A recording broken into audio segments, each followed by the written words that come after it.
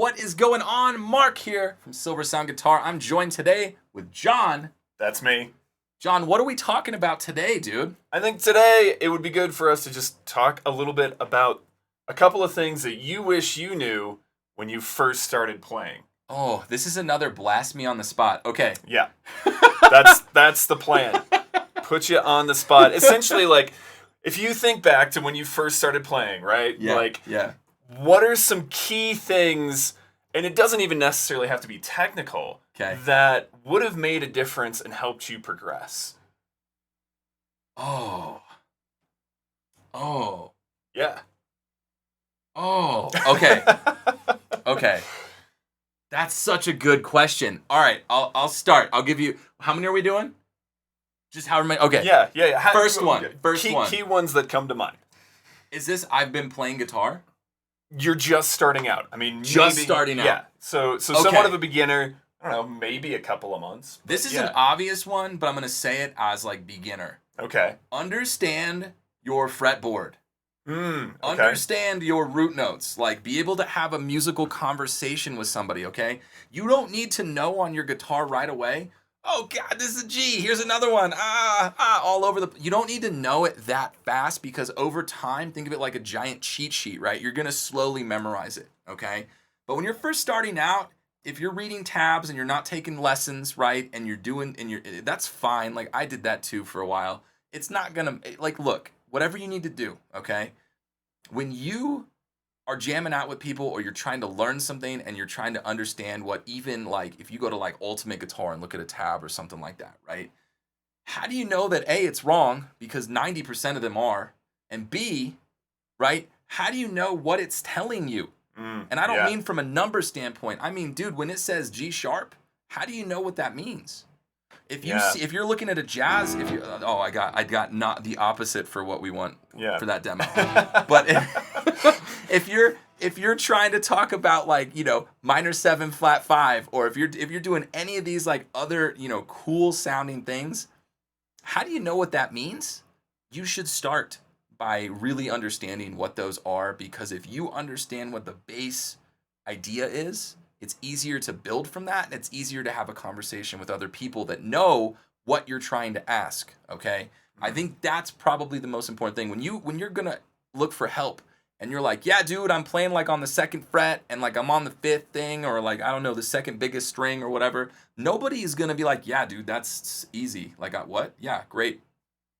You're at B. Like, no one's gonna, like, be like, oh yeah. They're gonna be like, what are you asking? Yeah. There you go. So instead of making it more confusing for yourself, just start by learning some of those. And you don't need to know the flats and sharps right away. I'm a firm believer in, like, look, if you can figure out just, like, where your alphabet is across a couple of the strings, you can build from there. Especially if you're getting into octaves, power chords, you know, things like that as you're starting to play. You're gonna be able to find those parallel sounds. I mean, it's gonna be really easy to go, oh wow, those are the same thing. Yeah. One's lower than the other, though. Cool. You know what I mean? And then taking the same thing and going, oh wow, cool. Like, and you could just, like, go across the fretboard. You're gonna know how to find that letter. You know what I mean? So I think that's super important. And, like, points of reference is essentially what you're saying. Like, have those points of reference so that you can find the other stuff around the fretboard. Yeah, like, I did B all the time because it was at a dot. Yeah.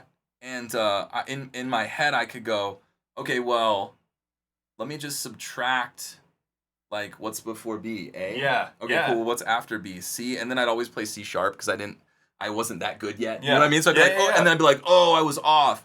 But, like, if you try to do some stuff like that and have, like, again, understanding what you're talking about and having a point of reference, I think is going to be super crucial. Yeah, that's cool. Very cool. Yeah, Jon, what's up with you? What's up with you, dude? So there's a couple of things. I mean, one of the things that I wish I had a teacher sit down and talk to me about very early on was hand position. So this idea that, like, where your hand goes and how to place it, I think, on your guitar really makes a difference in terms of ease of practicing. Wow, okay. You know, so if your hand's kind of all, like, wrapped around like you're trying to strangle it or something, it makes it a whole lot harder to do, even just, like, basic chords or finger exercises or things like that. So having someone to just kind of say like, hey, line up your fingers, put your thumb in a comfortable place at the back, not off to the side or over the top or something like that, and just make it like the way I talk about it with my students is like, make a shadow puppet. And then you're going to, like, chomp the guitar with the shadow puppet. You know what's funny? I take that for granted as somebody who's played for a while, right? When you first start playing, your fingers don't want to naturally do this. Yeah. Right? Like, for instance, I'll give you an example. I've been practicing piano recently because I want to get better at piano. And I'm realizing that my pick hand sits naturally like you would. And my other hand goes, blah, and it covers, like, way too many keys because it's just used to stretching like that. Right. So that's something to think about too, is like if you are lining up your hand like that, it's going to help create those good habits. You know what I mean? For as you're stretching and as you're moving farther, as you get better at guitar. And I think something that might be worth pointing out too, the frets, if you are new, you probably don't know this, but I mean, obviously maybe if you look at it enough, you would, but if they're bigger here. Right. And they get smaller. So if you are having problems here, just slide it up.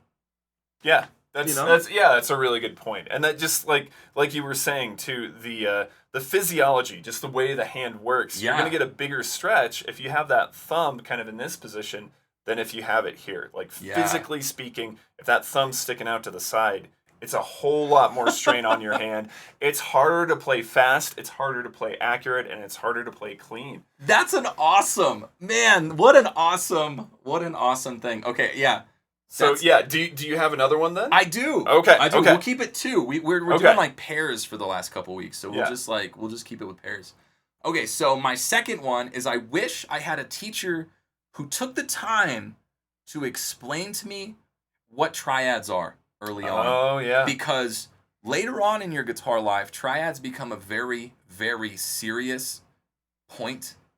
And if you don't understand that, I mean, yes, try 3, okay, great, like we get that. But if you understand what the, what's the composition, how can I play them in multiple places, where are the root notes, you're gonna start to see when you get into like inversions and when you start building gnarlier chords, basically, that they're all built from this. Yeah, that's everything a really good is point. built from this idea. And so if you had somebody that took even the most simplistic one and they did like, let's just say like you were doing a 4-string root and you did like, you're just, like your root position or something just like this. And and they taught you like, hey, it's built from a bar chord that you're trying to play.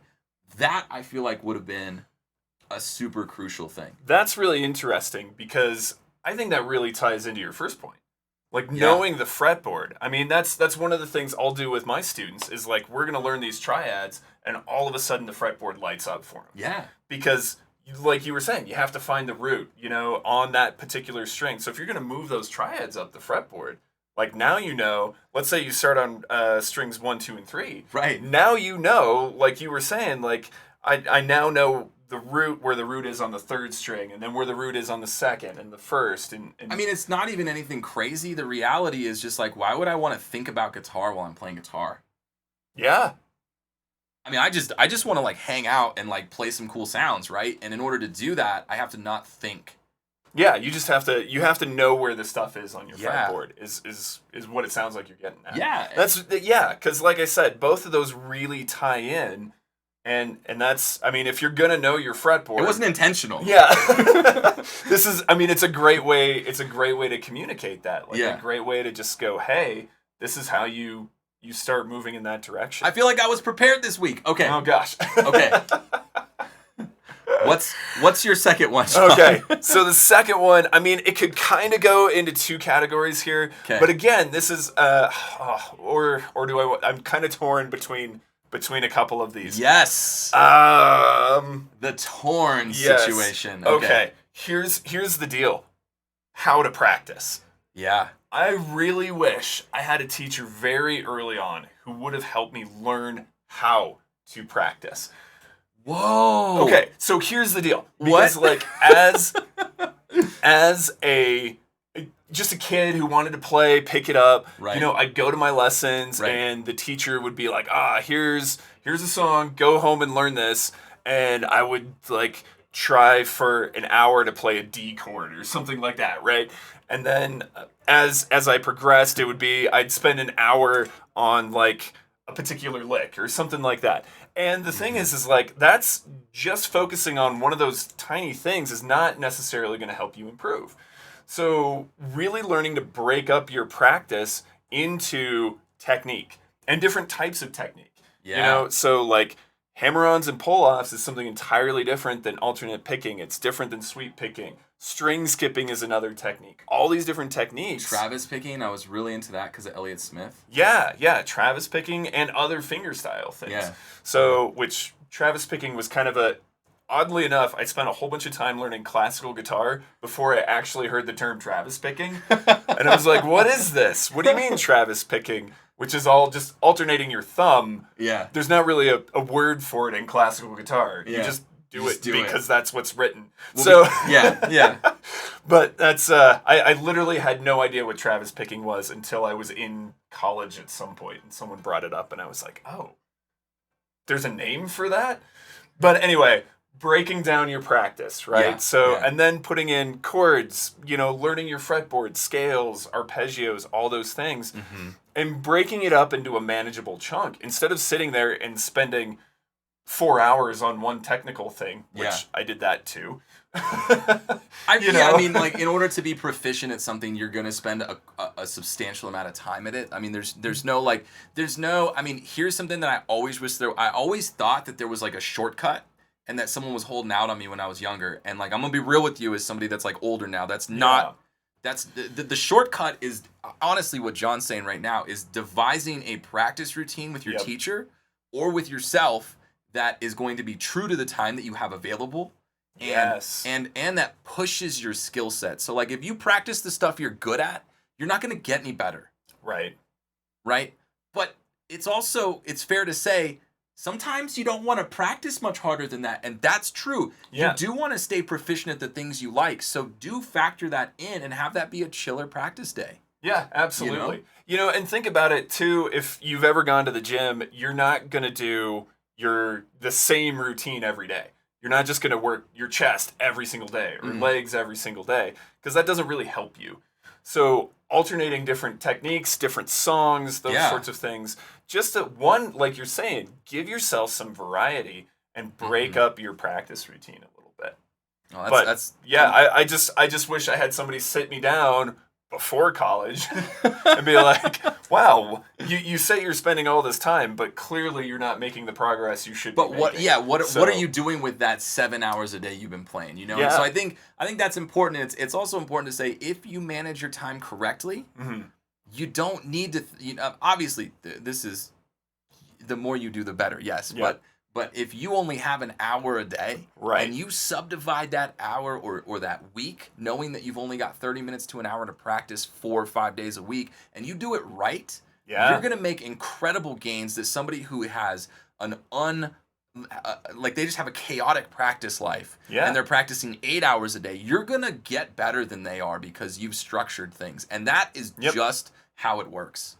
And so that's why I've seen that. I've been a part of that experiment. Absolutely. And I think that there is definitely some takeaway from that one. So, that's huge. Yeah, there you have it. There you go.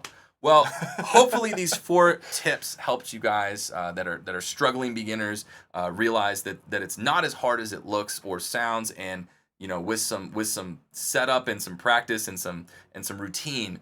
That this is just going to be something that your journey is just getting started. It's going to get easier from here. If you're looking for any tutorial videos, Jon and I both do a lot of guitar lessons here on the Silversound Guitar channel. Feel free to look at any of the lesson plans that we've got. One of them ties in very closely, I think, with what you were talking about when you said something about a D chord. I've done a lesson over 2-note chords and why you're working too hard for your beginning chords. You should definitely watch that if that's something that is up your interest. Yeah, definitely. Check it out. Like, share, subscribe, all the usual YouTube things. We'll see you guys next week.